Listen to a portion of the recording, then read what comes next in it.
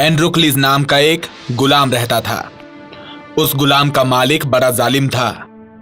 दिन रात वो उससे काम करवाता था। लकड़ियां काटना, पानी भरना, साफ सफाई करना, ऐसे काम वो दिन भर करता। थोड़ी सी भी गलती हो जाने पर वो उसे बहुत पीटता था। एक दिन ऐसा हुआ, एक छोटी सी गलती के लिए उसके मालिक ने उसे पीटा, बहुत पीटा। वो रोने लगा और आखिर वो वहां से भाग निकला, अपने मालिक की नजर से बच के। भागते भागते वो आखिर एक जंगल में आया। अब क्या करें? वो फिर जंगल की एक गुफा में रहने लगा। वो दिन में बाहर निकलता, पेड़ों पर कुछ फल मिले तो खा लेता, कहीं पानी मिल जाए तो पी लेता और दिन काटता। 4 दिन हुए, 8 दिन हुए। एक दिन ऐसे ही वो फल लाने के लिए बाहर निकला। फल लेकर वो आ ही रहा था, इतने में उसने देखा कि अपनी गुफा में कोई तो है। उसने झुक कर देखा तो उसे एक शेर दिखा। वो शेर तड़प रहा था, अपना पैर हिला रहा था और कराह रहा था। उसने देखा तो क्या, शेर के पैर में एक कांटा चुभा हुआ था। अब क्या करें, शेर का कांटा निकाले कि नहीं? उसने हिम्मत जुटाई और वो शेर के पास गया। धीरे से उसने उसका पैर अपने हाथों में लिया और हल्के हाथों से उसने कांटे को निकाल दिया। उसे मरहम पट्टी भी कर दी। शेर को बहुत अच्छा लगा। 2-3 दिनों में शेर का पैर ठीक ठाक हो गया। जख्म भरने पर शेर एक दिन गुफा से निकल गया। एंड्रोक्लिस को थोड़ा अच्छा लगा। ऐसे कई दिन बीते। आखिर में उसका मन ऊब गया। वो क्या करता, कहां जाता? फिर उसने तय किया कि मैं किसी दूसरे शहर में जाकर जो मिले सो काम करूंगा और जीऊंगा। एक दिन वो निकल पड़ा और एक पड़ोस के शहर में पहुंच गया।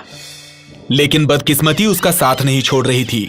बिल्कुल उसी दिन उसका वो जालिम मालिक भी उसी शहर में आया था। ये आगे जा रहा था, सामने से मालिक आ गया। एंड्रोक्लिस को देखते ही उसका मालिक आग बबूला हुआ और उसने उसे पकड़ लिया। उसे सिपाहियों के हवाले किया। सिपाहियों ने उसे कैद खाने में डाल दिया। उस वक्त क्या था कि रोम के नियमानुसार भागे हुए गुलामों को भूखे शेरों के सामने डालने की सजा सुनाई जाती थी। 2-4 दिन उसे कैद में रखा। फिर एक दिन रविवार को एक बड़े पिंजरे से एंड्रोक्लिस को एक मैदान में लाया गया। सजा देखने के लिए बहुत से लोग जमा हुए थे। रोम का राजा भी आया था। बाद में उस पिंजरे का दरवाजा धीरे से खोला गया। एंड्रोक्लिस के हाथ में एक छोटी सी छुरी दे दी गई और एक शेर को उस पिंजरे में छोड़ दिया गया। पिंजरा बड़ा था। उस गुलाम को देखते ही उस शेर ने दहाड़ मारी। अब वो उस गुलाम पे झपटने वाला था। इतने में शेर को लगा कि इस आदमी को मैं जानता हूं। शेर को अचानक से याद आया, ये तो वही है जिसने मेरे पैर का कांटा निकाला था। शेर अचानक से शांत हुआ। वो धीरे धीरे आगे बढ़ने लगा। अब वो एंड्रोक्लिस के पैर चाटने लगा। जितने लोग जमा थे सबको आश्चर्य हुआ। राजा को भी आश्चर्य हुआ। उस गुलाम को भी आश्चर्य हुआ कि ये शेर तो मुझे खाने वाला था, अचानक से मेरे पैर क्यों चाटने लगा। गुलाम को भी याद आया कि ये वही शेर है जिसका मैंने कांटा निकाला था। अब वो नीचे बैठा और शेर का सर थपथपाने लगा। शेर उसके हाथ पैर चाटने लगा।